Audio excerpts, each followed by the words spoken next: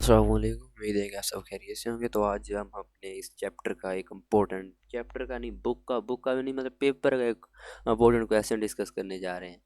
क्योंकि last time 2 से 3 दफ़ा यही क्वेश्चन रिपीट हो चुका है, 2-3 दफ़ा लगातार। तो कभी कभी ऐसा होता है कि फर्स्ट टाइम और सेकंड टाइम के पेपर में भी यही क्वेश्चन आया होता है। तो क्वेश्चन है रिपेयर ऑफ ब्रोकन बोन, यानी कि अगर हमारी बोन ब्रोकन हुई तो रिपेयर कैसे होती है।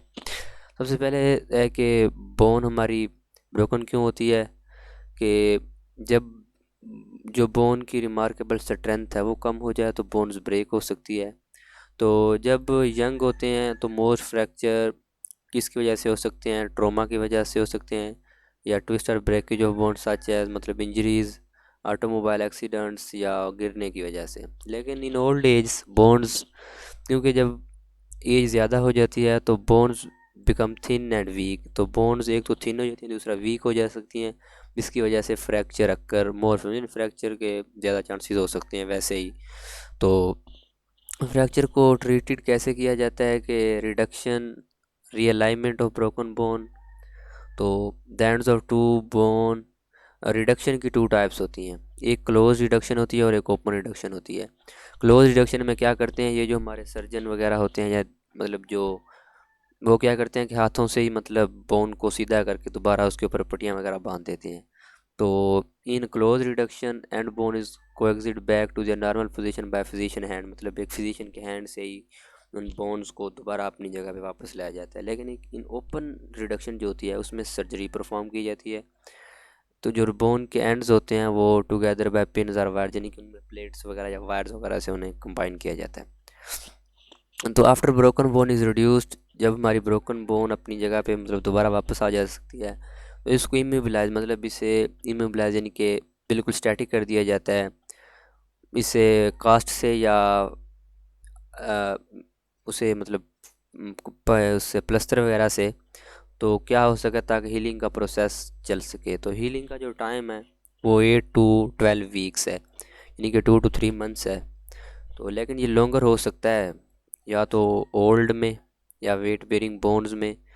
तो इनमें ये वेरी कर सकता है। तो यहाँ तक आपने, अगर आपको ये लॉन्ग क्वेश्चन आता है तो सबसे पहले आपने यही लिखना है कि बोन मतलब बोन का फ्रैक्चर हो कैसे कह सकता है, फिर फ्रैक्चर में उसकी रिडक्शन और रीअलाइनमेंट कैसे की जाती है। रिडक्शन की 2 टाइप्स है, ओपन और क्लोज रिडक्शन, ये आपने लिख देनी है। देन उसका हीलिंग टाइम लिख देना है। देन ये जो आपका रिपेयर का जो प्रोसेस है वो आप यहाँ से शुरू करेंगे। सबसे पहले होता है हीमाटोमा फार्मेशन। तो जब एक बोन ब्रेक होती है तो ब्लड वेसल भी ब्रेक हो जाती हैं, ठीक है।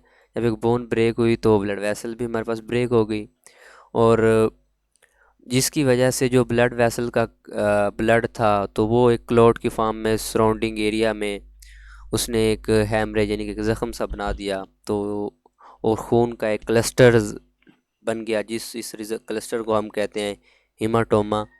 तो ये क्या होता है कि क्लॉटेड ब्लड होता है, फॉर्म द फ्रैक्चर साइट होता है। तो जैसे ही बोन को अपनी जगह पे दोबारा मतलब वापस को एग्जिट बेक कर दिया जाता है तो उन्हें फूड वगैरह मिलती है। तो क्या करता है कि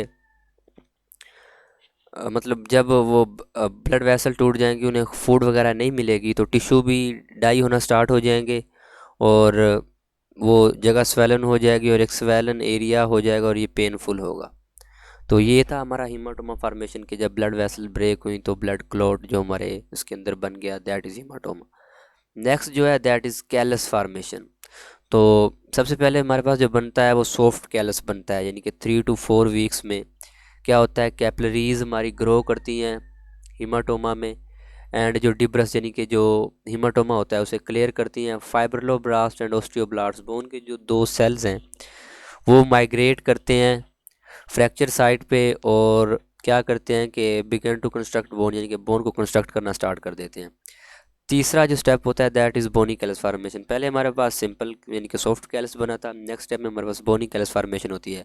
क्या होता है, ओस्टियोब्लास्ट्स और ओस्टियोसाइट्स, ओस्टियोब्लास्ट और ओस्टियोक्लास्ट्स, ये सेल कंटिन्यू कर रहते हैं माइग्रेशन इनकी इनवर्ड, और ये मल्टीप्लाई करते हैं रैपिडली और ग्रेजुअली, किसकी वजह से, सॉफ्ट कैलस को बोनी कैलस में कन्वर्ट करते हैं। तो bone formation begin with 3 to 4 weeks. जब हमारे पास 3 to 4 वीक्स बाद इंजरी के बाद मतलब बोन रिपेयर होना स्टार्ट हो जाती है, और ये कंटिन्यू रहती है until it form a bony union. तो जिसकी वजह से हमारे पास एक 2 to 3 मंथ्स बाद एक हमारे पास प्रॉपर बोन बन जाती है।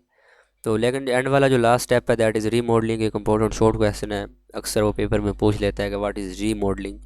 तो रीमॉडलिंग क्या होती है कि कुछ मंथ्स के बाद bony callus is remodeled by excess of material on the outside of the bone. Final structure of remodeled area resembles that of the original unbroken bone because it is responded to the same set of stimuli। वो कहता है कि जब हमारे पास bone दोबारा बनती है तो उसका जो स्ट्रक्चर सब कुछ होता है वो ओरिजिनल बोन जाता है। क्योंकि जब हमारी बोन बन रही थी तो जो उसकी स्टिमुलस थी वो सेम थी जो कि उससे पहले की थी, जिसकी वजह से हमारे पास वो बोन पहले जैसी होती है। और इसमें रिमॉडलिंग में एक्सेस मटेरियल जैसा कि कैल्शियम फास्फेट और कैल्शियम और पोटाशियम आयंस वगैरह जो होते हैं वो इसके ऊपर डिपॉजिट करके इसको प्रॉपर एक बोन की शक्ल में रिमॉडल किया जाता है। तो ये एक इम्पोर्टेंट लॉन्ग क्वेश्चन है, अगर आपको पेपर में आ जाए अटैम्प्ट कैसे करना है। रिपेयर ऑफ ब्रोकन बोन की हेडिंग देनी है और सबसे पहले ये बताना है कि बोन ब्रोकन कैसे होती है, यंग में कैसे ब्रोकन होती है, ओल्ड एज में कैसे ब्रोकन होती है, और सबसे पहले उसको मतलब कोएक्सियल यानी कि बोन को वापस कैसे किया जा सकता है, रिडक्शन या रीअलाइनमेंट के ज़रिए। और रिडक्शन में ये होता है क्लोज या ओपन रिडक्शन होती है, रीअलाइनमेंट में जो बोन के एंड होते हैं उनको वापस कोएक्सियल बैक किया जाता है। रिडक्शन 2 टाइप्स की हो सकती है, क्लोज और ओपन रिडक्शन। तो क्लोज में फिजिशियन के हैंड यूज़ होते हैं और ओपन रिडक्शन में सर्जरी परफॉर्म की जाती है। हीलिंग टाइम होता है 2 to 3 मंथ्स होता है। देन उसके प्रोसेस में आपने बताना है हीमाटोमा जो हमारा क्लॉट बनता है, कैलस यानी कि सॉफ्ट बोन बनती है, फिर बोनी कैलस यानी कि वही सॉफ्ट कैलस को बोनी कैलस में किया जाता है। देन उसको रीमॉडल किया जाता है और उसमें ये जो सेल्स और टिश्यूज़ वगैरह वर्क कर रहे होते हैं उनको आपने अच्छे से याद कर लेना।